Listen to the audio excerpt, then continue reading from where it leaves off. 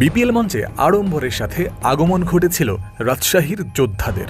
যুদ্ধ জয়ের মতো করেই রাজস্বিক ঢঙে শিরোপা নিয়ে ঘটেছে তাদের প্রস্থান। লোগোর পাশে যুক্ত হয়েছে একটা তারকা। ইতোমধ্যেই শিরোপা উদযাপনে তারা সামিল করেছেন নিজের জেলাকে। বরেন্দ্রভূমির দলটা বলতেই পারে সবে তো শুরু ভবিষ্যৎ সাফল্যের ড্রেস রিহার্সাল।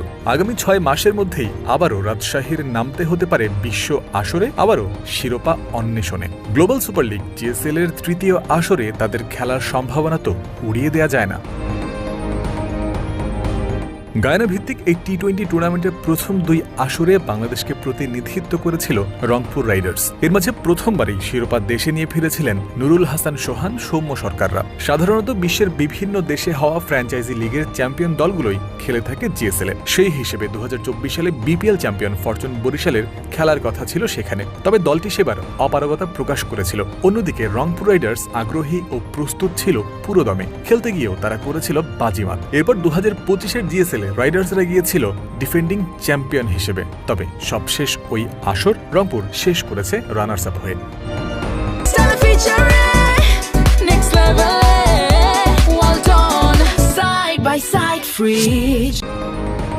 জিএসএল কর্তৃপক্ষ সাধারণত একটি দেশের ঘরোয়া টি-20 লিগের চ্যাম্পিয়ন দলকেই চেয়ে থাকে। সেই হিসেবে আপকামিং এডিশনের রাজশাহী ওয়ারিয়র্সের খেলার সম্ভাবনা বেশ জোরালো বলা যায়। তবে রংপুর যে গত 2 আসরের ফাইনাল খেলার দল, সে কথাও রাখতে হবে মাথায়।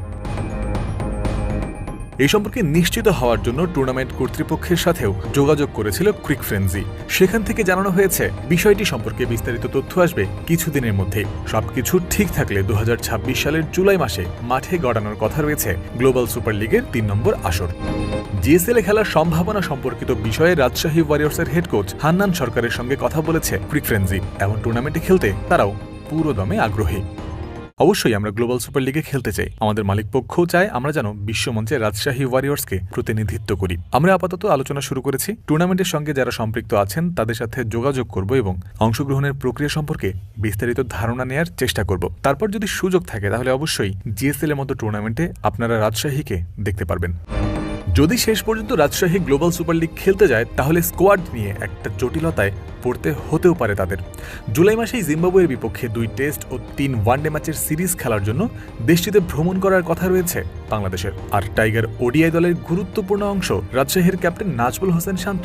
টেস্টে তো তিনি আছেন অধিনায়ক হিসেবেই। অন্যদিকে টেস্ট দলের আরেক সদস্য মুশফিকুর রহিমও ওয়ারিয়র্সের ভাইটাল পার্ট। তাই জিএসএল খেলা চূড়ান্ত হলেও শান্ত বা মুশফিকের মতো ক্রিকেটারকে না পাওয়ার ভাবনা কিছুটা হলেও বিপাকে ফেলতে পারে রাজশাহীর ম্যানেজমেন্টকে।